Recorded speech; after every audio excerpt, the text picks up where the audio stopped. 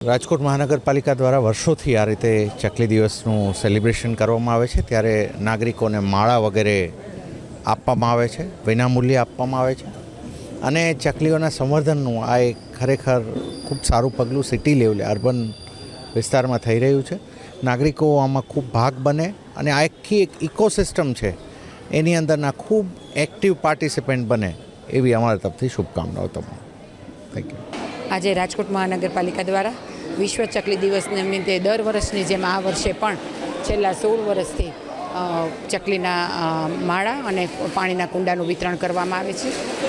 વિશ્વ ચકલી દિવસનો મુખ્ય ઉદ્દેશ એ છે કે ચકલી એ નાની પ્રજાતિ અને લુપ્ત થતી પ્રજાતિ છે, એને આપણે આ માધ્યમથી આ પ્રજાતિને આપણે બચાવી શકીએ, એનું સંવર્ધન કરી શકીએ અને એ માધ્યમથી પર્યાવરણની જાળવણી કરી શકીએ એ ઉદ્દેશથી વિશ્વ ચકલી દિવસની ઉજવણી કરવામાં આવે છે।